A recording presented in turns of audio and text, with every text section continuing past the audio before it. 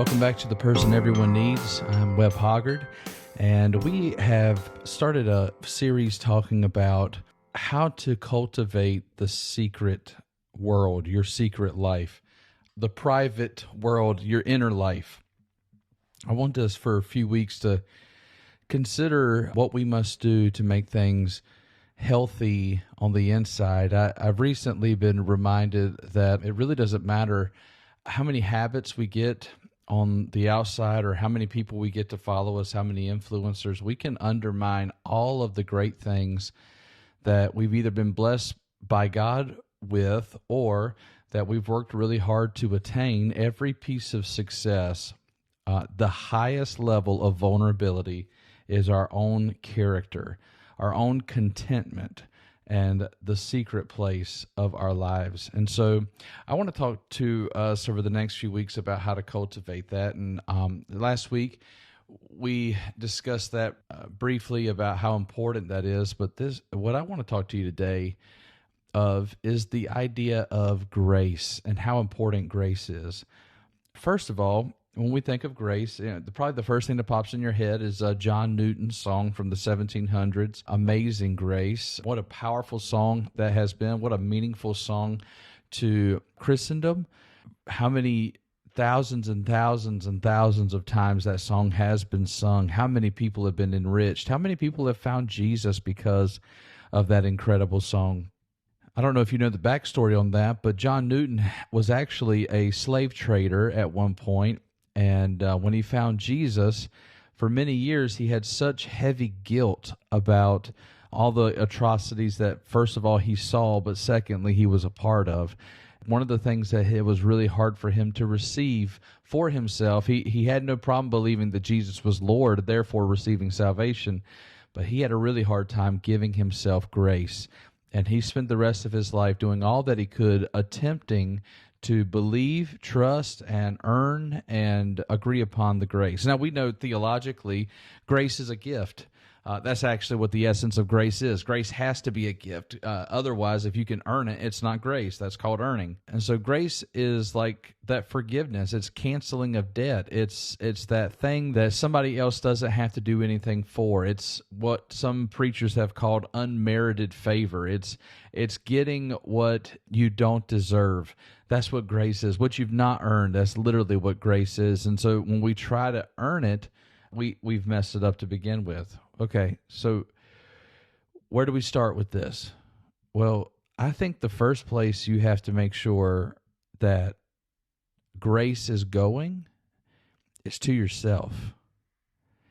Here's what I know about you. Everything that has been an issue in your life, everything you have failed at, you are the common denominator. Every failure of your life, you were present for it. Now, you've had a lot of things that have come against you, a lot of things that you did not ask for, you did not contribute to, but every blunder of your life, you were there for it. And that's something you probably have a hard time letting yourself off the hook with. But I'm telling you today that the practice of giving yourself grace could change it all. You are human. From the very beginning, the most consistent thing that us humans have been able to do is fail. We have messed up again and again and again and again. You're not the first to be imperfect. You're not the first to fall. You're not the first to break. You're not the first to be grieving longer than anyone else or harmed longer than anyone else. You're not the first to be failing at any area of your life. Today you might be saying that you're failing at parenting or failing at providing for your family or even maybe failing as a child. You're failing as a son or a daughter. And I want you to know today that all you have to do is give yourself grace. Take a minute, repent of the things that you're failing and say, I'm not going to be this way anymore. I'm going to give myself the grace to try again tomorrow. What happens when you fail tomorrow? Then you ask for the grace to try again the next day. Jesus is very close. We have no place for anxiety in our lives. He says, don't be anxious for anything. He also tells us that we can't worry about tomorrow because there'll be plenty of worries for tomorrow. But basically, in that picture, you've received enough grace for today. And so if you are using up all your grace for either regretting the past or worrying about the future, then no wonder you don't have the grace to endure or begin to move in the right direction today. I encourage you, give yourself some grace. You failed yesterday, but it's time to step up and keep walking. I've heard it said that we are all crucified between two other crosses, the cross of the past and the cross of the future. And too often we waste the grace given to us through the cross that we are on by worrying about those other crosses. Jesus has already taken on the cross of today, and he offers you the grace you need to endure and to succeed. And so grace is what you must give yourself today. You need to tell yourself, I love you. I know you tried, and I know you failed. But I'm with you. I'm not giving up on you. I haven't forgotten you. I'm not moving away from you. I'm moving closer to you. We're going to get up today, and we're going to head toward success. Jesus also said about grace, he said when he was talking about telling us how to pray, he told us that we ought to forgive. And he said only those who forgive others will themselves be forgiven, which the reason I believe he stated that is because only someone who truly knows how to give grace, those are the only people who can receive it. And so maybe today you're struggling to forgive others because you've never really forgiven yourself.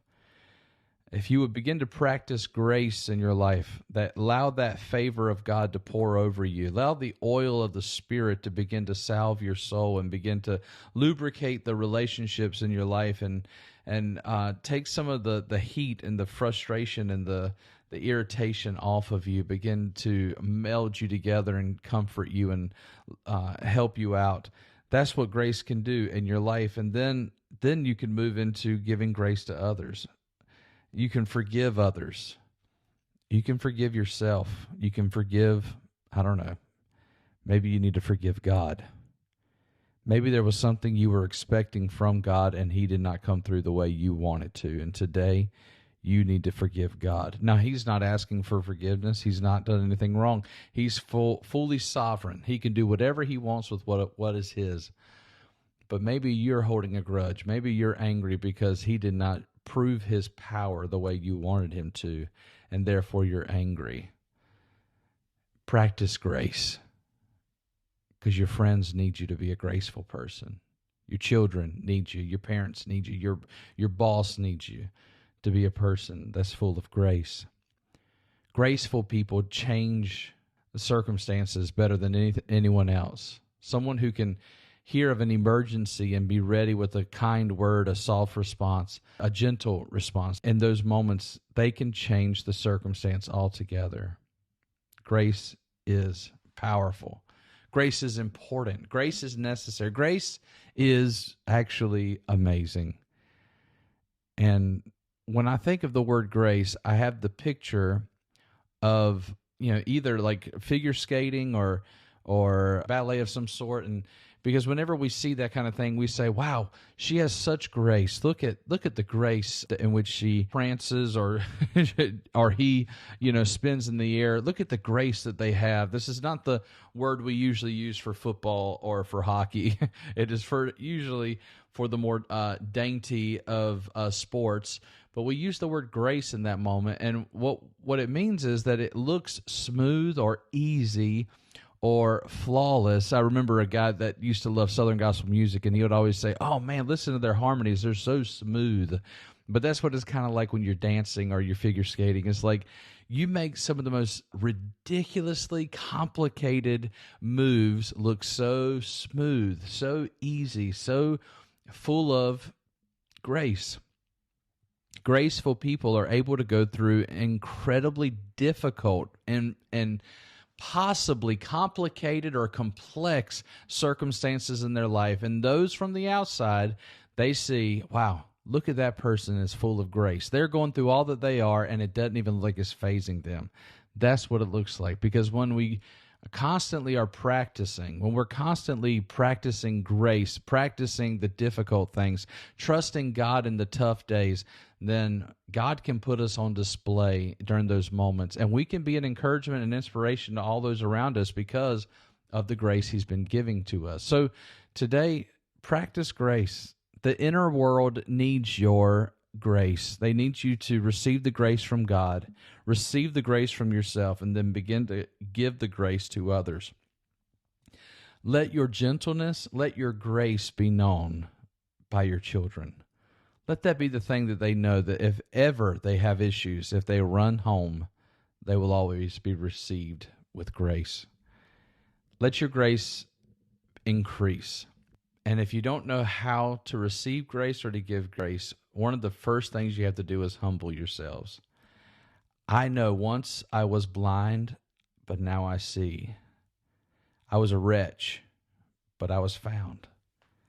I was dead, but now I'm alive. That is the grace that God has given me.